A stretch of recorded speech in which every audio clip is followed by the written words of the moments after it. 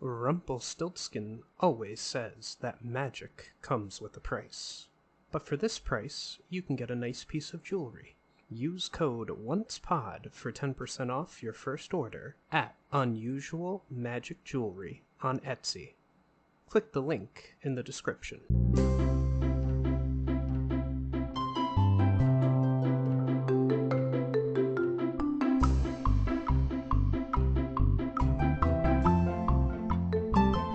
Hello, and welcome to the Once Again podcast. We are your hosts, Ashley and Jason.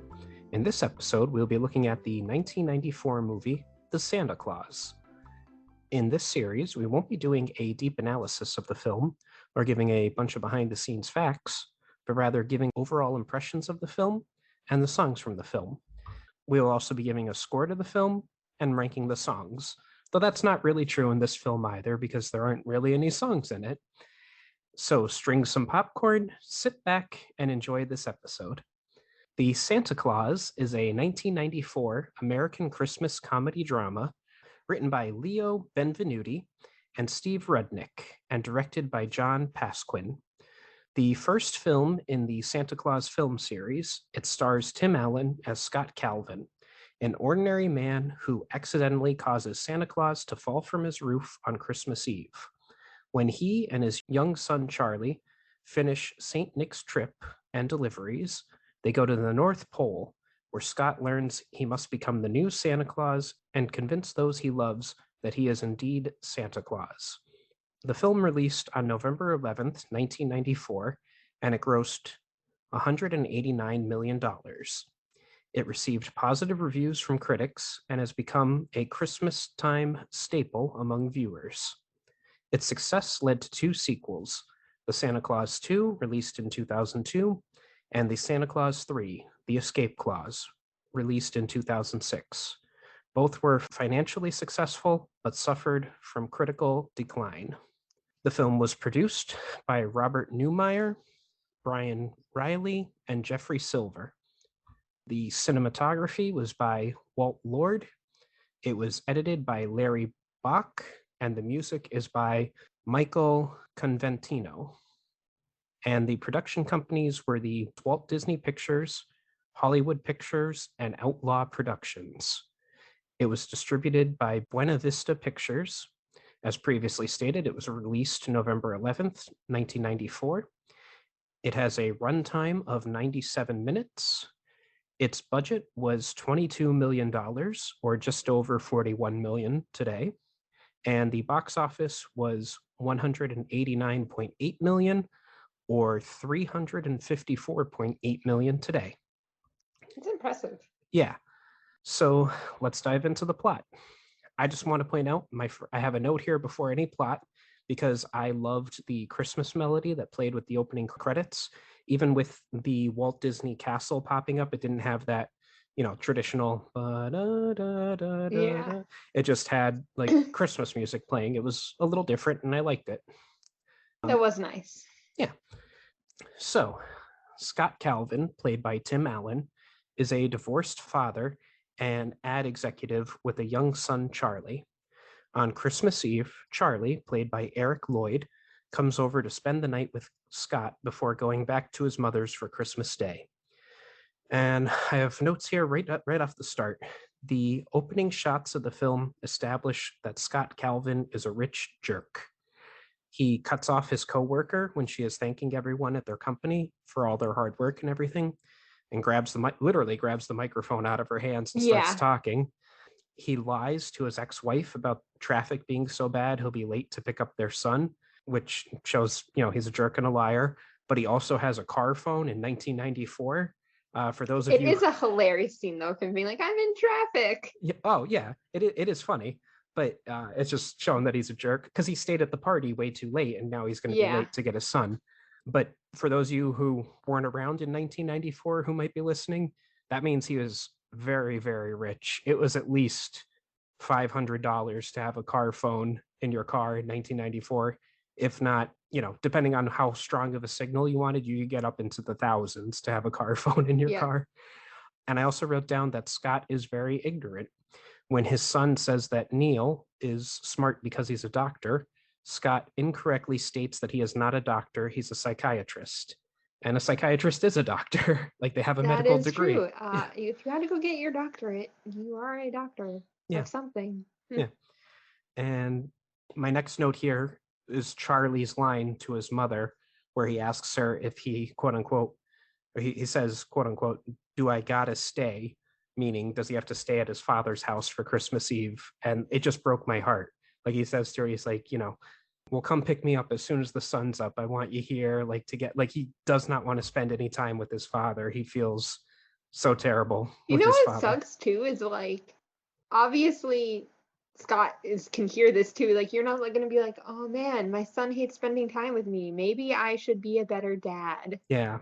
No, the problem is Charlie. And then I have here a note from Charlie to Scott. So Scott tries to make a Christmas dinner for them, and he ends up catching the turkey on fire and has to put it out with an extinguisher. They go to Denny's to have their Christmas dinner, where it's That shown. is, yes, when all the other dads who screwed up their dinner or either just decided they couldn't make dinner, they decided to go to Denny's. Yeah. But when they get back, and Charlie says to Scott that, he has to leave out milk and cookies for Santa. And Scott says, okay, well, I'll start warming up the oven. Charlie says to him, don't forget the fire extinguisher. It cracked me up. But that night, they are awakened by a clatter on the roof. Going outside to investigate, Scott can see someone on the roof. He yells at the trespasser, which causes the man to lose his balance and fall to his death. He appears to be Santa Claus. And a little note here, the actor that did the fall was actually Tim Allen's stunt double for the movie, Steve. That's interesting. Yeah, Steve Lachushi. I think I'm saying that correctly, but I apologize if I'm not, Steve. But Santa magically disappears after his fatal fall, but his familiar red and white suit remains. Scott and Charlie find a card in his pocket which reads, if something should happen to me, put on the suit. The reindeer will know what to do. We're going to get into this in a moment, but Santa's sleigh and 8 reindeer are found perched on top of the house. Scott puts on the suit to please Charlie and begins delivering toys from rooftop to rooftop. So I have a couple notes here. My first one is the reindeer traveling. Boy, CGI has come a long way since 1994.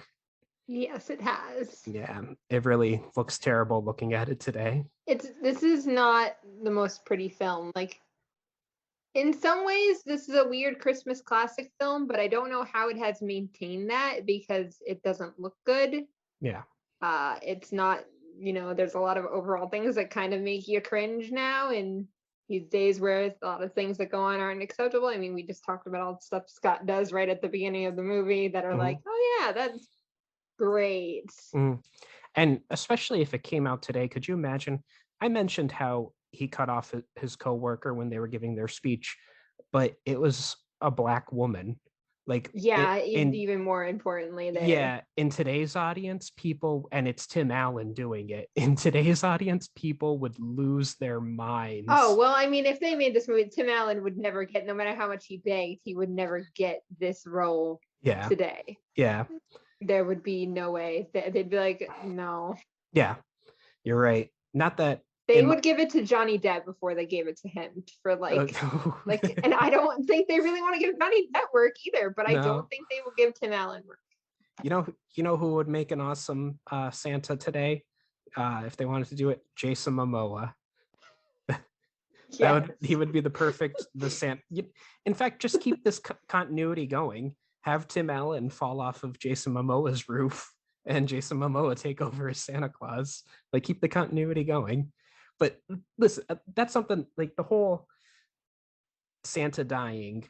Okay, the guy falls. He's not dead immediately, even though he's not responsive, because he waves goodbye to them right before he disappears. So, like, he's just laying there dying, and he knows what's going to happen. Like, that they're going to put on the suit, and it's very dark to think about this whole, once you put on the suit, it's you're forced to be Santa. Like, it doesn't matter what you did in life. Like, this is your life now. It's a curse in a way. Like, it really is. But I have a few more notes here. Comet giving Scott attitude when he doesn't want to deliver any more presents. I love it. Like Comet was just great. Comet was having none of it. Mhm. And I also wrote down, so what do the adults of this universe think happens when presents that they didn't buy show up in their homes on Christmas Day? I can only assume they think the other parent is lying. Like, I guess. mom goes, "Did you buy that? No, did you? And you didn't buy that?" And they just go about their day assuming said parents are lying. Like, or like, oh, grandma, grandpa must have shown up, or Yeah. like great aunt, whatever, must have showed up, and like we must have snuck that in at some point, and we Or didn't notice. maybe the elves used their magic to charge those people's credit cards for these gifts or something. I don't know. I don't know either. But going back into the plot, their final stop is the North Pole. The head elf, Bernard, played by David Krumholtz, shows Scott a tiny inscription on the card, which states that upon the death of the previous occupant, whoever wears the suit assumes the identity of Santa Claus and all the responsibilities that go with it. This is the quote unquote Santa Claus, clause with an E, as stated by Bernard. You put on the suit, you're the big guy. In other words, whether Scott likes it or not, he is now Santa Claus for life. He also, Bernard, that is, gives Charlie a snow globe. And my note here is Bernard's anger over Scott's refusal to be the new Santa. I wonder how many times he's had this conversation. Like how many times a new Santa has shown up that he's had to explain it to he's him. definitely had this conversation a few times. Yeah. And I also imagine that, there's probably other people who are like, wait, I'm Santa now? That's amazing. Yeah. Well, I could imagine if 300 years ago you were some sort of peasant or something and this happened. Now all of a sudden, oh my God, I'm going to get to eat milk and cookies. I get to eat. I'm sure also, like, if you don't have like a family or anything that much, like you're like, sure, I'll go be Santa. Why not? Then Scott meets an elf named Judy, played by Paige Tamata, who tells Scott that he only has 11 months until next Thanksgiving to get his affairs in order before becoming Santa Claus full time, which he tries to refuse. Charlie. She spent 1,200 years making that hot cocoa perfect, though. Remember that. She does. Also, there's an awkward, like, flirting scene between the two of them, and like. There is. I was wondering, do you think the cocoa is what seals the deal? Because after he drinks the cocoa is when he starts getting fat. Like, do you think that's when the magic kicks in? It's like, oh, because she said she spent 1,200 years getting it like perfect. Maybe like it was part of the spell to make the person become the next Santa or something. Who knows? Yeah. But you're right. There is an awkward flirting scene where she says that she's seeing someone in gift wrapping, or because he says, "Oh, you look great for your age, being 1,200," and she goes, "I'm seeing someone in gift wrapping." Like, even though this is a child actress playing this role, it's strange. Yeah, it's definitely awkward and strange. Like, I know, like, yeah, she's supposedly 1,200 years old, but it's like, who decided this line needed to be in this movie? Yeah, agreed. So Charlie and Scott spend the night at the factory. The next morning, they wake up back in Scott's home, where the only indication of their previous night's adventures is Scott's new silk pajamas with SC, which stands for either Santa Claus or Scott Calvin, monogrammed on them. Scott dismisses it all as a dream. Soon, however, Scott starts gaining weight, and his boss, Mr. Whittle, played by Peter Boyle, likens him to the Pillsbury Doughboy. He develops a ravenous taste for Christmas treats like cookies and hot cocoa. And I have a few notes here. Scott explaining his weight gain to his boss as a bee sting. I just wrote in December. like he got stung by I've gotten a bee sting in November before, so like there's if it's a particularly warm December. There's snow on the ground. I know. No. Gotta suspend disbelief. Maybe he was at an apiary or like an indoor apiary. Yeah, okay. All right. Also, Scott has gained 45 pounds in 1 week, and his doctor tells him to cut back on the milk and cookies. And I just wrote, come on, 45 pounds in 1 week is not feasible.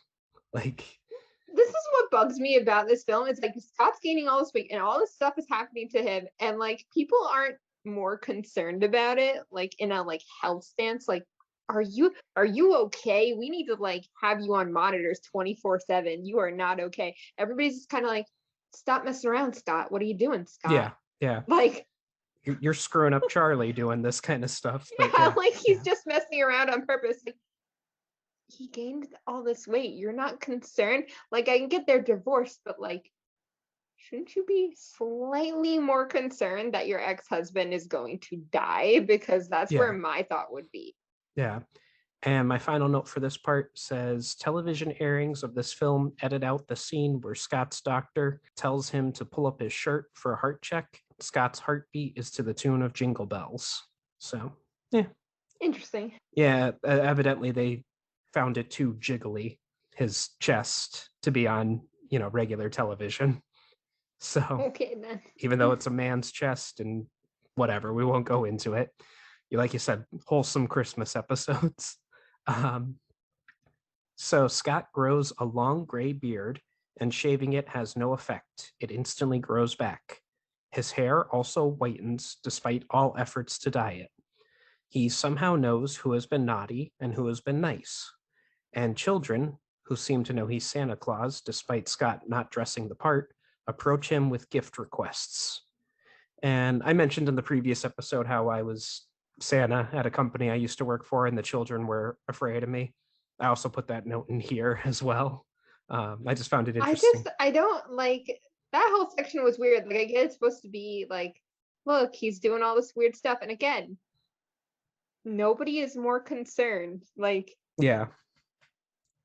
Oh, all your hair went from being dark brown to being white within a couple months, and this beard that you seemingly shave every day just comes back. I don't know. which he could easily do to like prove to somebody that it's happening too. Like, Yeah, very true. But Scott's rapid transformation worries his ex-wife, Laura, played by Wendy Crewson, and her new husband, psychiatrist Neil Miller, played by Judge Reinhold, who tries to terminate his visitation rights to Charlie. They question Scott's mental stability and believe that his changes are attempts at getting Charlie to like him. So right there, even their concern is the concern over Charlie, not over Scott. yeah, I mean, I understand them being like, okay, something's wrong here. Like, you're mentally unstable. I'm like, yes, but you should also be concerned of how he's gaining all that weight and making all these changes so quickly. Mhm. Like, I'm like, if he was losing all that weight, you'd be very concerned that he had lost like 50 pounds in like 2 months. You'd be like, oh my God, what's wrong? But Right. gaining 50 pounds, you're like, but what's mentally wrong with you? Like, Yeah. no, he could have like a giant tumor for all you know. Like, Well, and it's not even 2 months. If you gain 45 pounds over 2 months, that's at least a little bit more believable. But it was in a week that he gained 45 pounds. Like, a week is not feasible to gain that amount of weight. I don't care, how much you eat or whatever. yeah. You can't gain 45 pounds in a week. But eventually Scott's visitation rights to Charlie are taken away. Disheartened, Scott begins to lose some of his certainty about his job as Santa. While visiting Charlie on Thanksgiving, Charlie's insistence that Scott is Santa reawakens Scott's magic, and he, with Bernard's help, whisk Charlie away to the North Pole. Laura and Neil, who think Scott has kidnapped Charlie against his will, call the police, who launch a massive investigation. Meanwhile, at the North Pole, Charlie helps Scott and the elves perfect a new sleigh and communication devices. Charlie calls occasionally, but this only reinforces Laura and Neil's belief that he is being held against his will. Eventually, Scott, as Santa Claus, goes on his Christmas Eve trip, but is arrested while delivering presents to Charlie's home and is falsely accused of kidnapping him. I wrote down here, I love the interaction that Scott has with the little girl that he was mean to the Yeah, year that is before. one of the best parts of this movie. Like, Yeah. both times he interacts with her is kind of great. Yeah, she says to him that you're fatter this year, and he's just like, oh, thank you. And then he is disgusted by the soy milk that she gave him because the previous year he told her that he was lactose intolerant. This is also supposed to show like, oh, he's such a good guy, happy guy now. Like, Yeah. he's so sweet to this little girl who he's kind of rude to before. Yeah, exactly. I also wrote down the suit that Scott wore this year is much nicer than the previous year's suit. And what really made me think that was the black belt instead of the red sash. Yeah, It's just more they iconically. upgraded. Yeah, it's more iconically Santa, in my opinion. And when Scott Calvin is being interrogated by the police, he gives alternate names for Santa Claus. However, the last name he gives, Topo Gigio, is not actually a name for Santa Claus, but the name of a small Italian mouse puppet that appeared many times on the Ed Sullivan Show in the 1940s. He says Kris Kringle, Yeah. a bunch of different names, but yeah, the last one, which I always assumed Topo Gigio was a name for Santa Claus somewhere until I saw this Yeah. note. Interesting. Yeah, moving right along.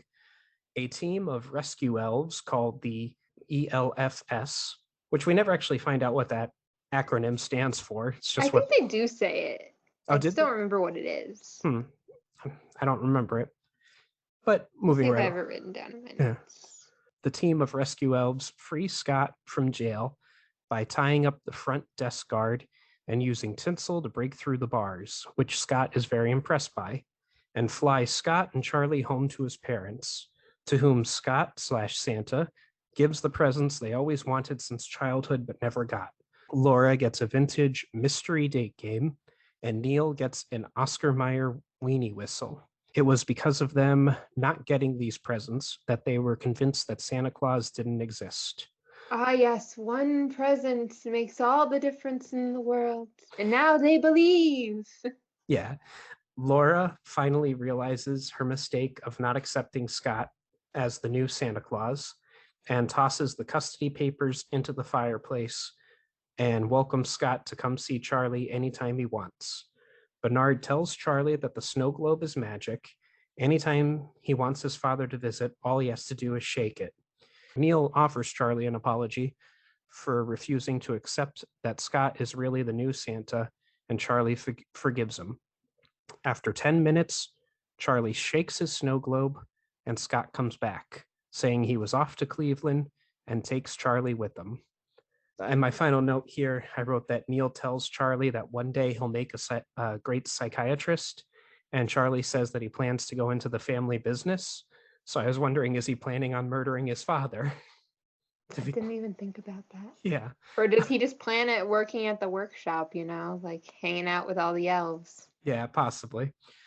So, as previously mentioned, there are no real songs in this film. There's background songs and everything, but nothing that the characters actually sing. So I have some trivia here. My first note here is that at one point of the movie, a brief exchange between Scott and Laura takes place in which Laura hands Scott a piece of paper with Neil's mother's phone number on it. Scott then says 1-800-SPANK ME. I know that number. So this is actually cut from the Disney Plus version, and it's cut from like when it airs on TV. Yes. This was because it's an actual real number that is a working adult line number, shall we say? That My dad has the DVD, so yeah, you can still see the scene on the VHS, the laser disc, and the DVD. But yeah, it's just interesting that they cut it, but good that they did that. The Santa Claus would be released on DVD on November 29th, 2002. It was released in the THX certified widescreen and full versions. This is the only film in the Santa Claus trilogy to be rated PG. The other two are rated G. For 1 week in November of 1994, Tim Allen had the number one movie at the box office, The Santa Claus, the number one rated television show, Home Improvement, and the number one New York Times best-selling book, Don't Stand Too Close to a Naked Man. This is the first lead role in a film for Tim Allen. There are elves scattered throughout the movie in Scott and Charlie's world. The little blonde girl walking away from the window at the opening of the movie. The little boy putting his jacket on and wearing a red scarf as Scott and Charlie are led to their seats in Denny's. The little girl walking behind the bench when Scott has kids lined up at Charlie's soccer game. The girl in the purple coat who walks by Scott and Charlie in the park when Scott wants Charlie to stop talking about the Santa Claus. The attentive little boy in the blue turtleneck behind Charlie's desk during show and tell are all elves. They show up as a group at the end of the movie when Scott flies away from the Miller's house, and they are the kids who run and skip off. It's so fascinating because that means they were around this whole time, like Mhm. even before him being Santa, really. Oh, yeah. Yeah. I guess maybe there are certain people that could be potentially become Santa, so the elves are always watching over them. Maybe. I don't know. Weird. There is a hidden Mickey when Scott and Charlie are leaving the North Pole in the sleigh and pass by the moon. The moon has a distinct Mickey logo on it. When Charlie and the new Santa return to the North Pole for the new Christmas, Bernard introduces the tech-savvy elf Quentin, who proceeds to tell Santa about the gadgets the sleigh now has. This is a nod to the James Bond series character Q, who is the technology master for James Bond's vehicles. Tim Allen has a criminal record, and Disney has a strict no hiring ex-cons policy. An exception was made for this case. And now finally, a note that I hope Ashley didn't read. I did not read. Okay. I have put us on top of it, so I can't see it. Okay, good. There were several actors. Well, I just want to say the role of Scott Calvin was originally written for Bill Murray. And watching the movie, I could see how someone with Bill Murray, or someone would think that someone with Bill Murray's sense of humor would be perfect for this role. However, he declined it, saying he didn't think it suited him. And there were several other actors who were offered the role before it was finally given to Tim Allen. Like the moment the script was out there, Tim Allen wanted this movie and Disney was like, no. So I'm gonna read you the list of actors who were offered. We have Robin Williams, Tom Hanks, Chevy Chase, John Ritter, Kurt Russell, Tom Selleck, John Travolta. That would have been great. Yeah. Rowan Atkinson, aka Mr. Bean. I don't know if you. Okay. Yes, I do know Mr. Bean well. Okay. I don't know if I would have. Yeah. Mike Myers, Michael Keaton, Jerry Seinfeld, Alan Rickman. Okay. Patrick Swayze, Mel Gibson, Jeff Bridges, Arnold Schwarzenegger, and Harrison Ford. Those were all the actors that were offered the role before and turned it down before it finally went to Tim Allen. Also, they were like, who's done an action movie? Just choose that man. Well, John Ritter was also offered to play Neil in the movie, which I could see why they would offer him both roles. I could see this movie with any one of these people playing it, except for two. I don't really necessarily know that would be. I mean, Rowan Atkinson is funny, but I don't know if it's necessarily in his wheelhouse to play this type of character. And that's what I was thinking. I'm like, I don't know if. Yeah.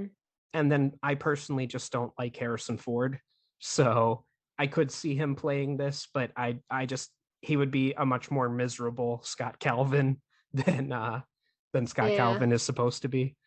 But I could see any one of these actors like doing it. Chevy Chase is a little weird, but it's interesting too, because I know Kurt Russell has played Santa Claus. Tom Hanks has voiced Santa Claus. Jeff Bridges has played Santa Claus. Like a couple of these, and even now they have those commercials where John Travolta is playing Santa Claus. I think they're like for Capital One or whatever. But so some of these people actually have played Santa Claus in different things. But yeah, I don't think Harrison Ford would be the right choice. That's just me personally. I don't care for Harrison Ford as an actor. Come at me, Star Wars fans. I'll prove you wrong every time. But yeah, I don't know. It would have been a very. I can see how they wrote this for Robin Williams, though. That does. They wrote it for Bill Murray. Bill Murray, yeah. Yeah. Bill Murray makes sense. Robin Williams also would have made a lot of sense. Yeah. Yeah, I think Bill Murray makes sense. Robin Williams makes sense. Tom Hanks could have worked. Chevy Chase, it would have been a very different movie, but it could have worked. John Ritter could have worked. Kurt Russell is a fantastic actor, so that would have been fine with anything. Tom Selleck is a little weird, in my Yeah, opinion. I was like, I don't know if like I see Tom Selleck doing something like this, but Yeah. Like I have to think back to 1994. He was a big leading man back then, so maybe John I mean, Travolta. they do seem like they kind of went with a lot of the big names and Yeah, like, but a lot of these people, I'm like, I get like Scott Calvin is supposed to be like kind of a rich, but like also this is a very family friendly, like funny movie at the same time. And like some of right. them, I'm like, I don't know if I could see them being this that like that funny in this part of their careers anyway. Like, Mhm. Well, I mean, a lot. Some of them, Robin Williams, Mike Myers, Michael well, Keaton. yeah, All yeah, like those ones, yeah. yeah. Alan Rickman is an interesting choice because I mean he really didn't get famous until the 90s. Later on. Yeah, because of like Die Hard and everything like that. So, and it's just he's so British. Like I wonder if the movie would have been like if they would have. I never heard him do an American accent, so I would imagine they would just make it a British movie instead. Like instead of being in Chicago or whatever, Yeah. it would take place in London. But that too would have been a very different movie in my opinion, having Alan Rickman, because he's much more of a serious actor. I mean, he can do funny too, eh. but yeah. And then you look at like Mel Gibson, and it's like, oi. But Yeah. 1994, they didn't really know how terrible of a person he was. But yeah, so Yeah. that was the last bit of trivia that I thought was a little fun. I'm gonna go into my overall score now, if that's okay with you. Okay. All right. Sounds good. So I wrote down, I think that this is a fine movie. I feel like this movie is to the Christmas season what Hocus Pocus is to the Halloween season. Some people really love it. Others, like me, think that it's just fine. I wish that the side characters were a little more fleshed out and had more depth to them, but perhaps that'll be expanded upon in the sequels, which I know I've seen each sequel once, and I more clearly remember the third movie than I do the second one. Like I know the second one he has to get a wife, but the third one I remember much more clearly. I And did watch a review of the second movie recently and like, oh boy, uh, it's not good. no, So uh, that's a shame. But I really don't think like this movie is like, I would say it's a classic. It's okay. You're right. It's very hocus pocus like that. Like it's a weird classic that just kind of exists. mhm, People watch it. It's definitely on like Freeform on the 25 Days of Christmas, but right, like I don't, it doesn't really hold up to anything. I think it's just one of those things like we watch this because we watch it, not because we really should still be watching it. We should probably put it down and yeah, not pick it back up again. yeah. And I gave it a 6.5 out of 10. Yeah, I gave it a 7 out of 10. So, Okay. Anything else you'd like to say about the film, or I mean, it's just another Tim Allen project. yeah, it's I forget. I briefly watched his one show, Last Man Standing, it was called, Yes. and they did a Christmas episode where his wife on that show wanted him to dress up like Santa Claus, and he had a line saying something to the effect of "Me as Santa Claus, no one's ever going to believe that," or something like. And the audience, ah ha ha ha, because of these movies. Like, yeah, obviously, like I think that's probably the role that he'll be remembered for. If it's not Home Improvement, then he'll be remembered for being Santa Claus. I don't know. I This is mean, the oh man is also in Toy Story, so you should not. yeah, but like I don't know. I guess he is the voice of Buzz Lightyear, but I don't. For me, I don't really think of I when I watch animated movies, I don't really think of the actors that played them. Like even Accurate, I suppose. yeah, But even like the genie. Like I don't think of like Robin Williams when I think of the genie. I think of the genie as a separate character that Robin Williams voiced and everything. And granted, he made the genie way more than it was supposed to be in that movie, and like gave it more lines yeah. than he was supposed to have. But like that's probably the most famous. My point being is Yeah, that like I think that would definitely is definitely going to be bigger part of his legacy than you would think because you know. yeah. Well, there's been 4 Toy Story movies. With I hear rumors of another one coming. I don't know how true that is. I don't know what they're going to do exactly, but I mean, they're doing that Buzz Lightyear show, and it's not Tim Allen voicing it there. So No, but that's also because it's Buzz Lightyear, as in the man the toy is based off of. So like they're getting away with it because it's not the toy. It's yeah, and they had that Buzz Lightyear cartoon years ago, and it wasn't Tim Allen doing it then either. So yeah, I don't know, isn't yeah, but you're probably right. He probably, for most people, he is more recognized as the voice of Buzz Lightyear. I would say probably Home Improvement, because I mean, his character's name is Tim on that show. He's yeah. he's Tim the Tool Man Taylor, and it's probably his most famous project that he did. Then probably the Toy Story movies, then this, I would say. But without anything else, let's dive into the outro. This has been the Once Again podcast. Any questions, comments, or critiques can be addressed to our email at onceagainpod@gmail.com. Follow us on our social media accounts, Once Again Pod, all one word, on Twitter and Instagram. If you would like to contribute to the podcast, we have several tiers available on patreon.com/onceagainpod. As always, a like, follow, or share would be greatly appreciated. Thank you and have a wonderful day. And remember, we will entertain you. We will always entertain you.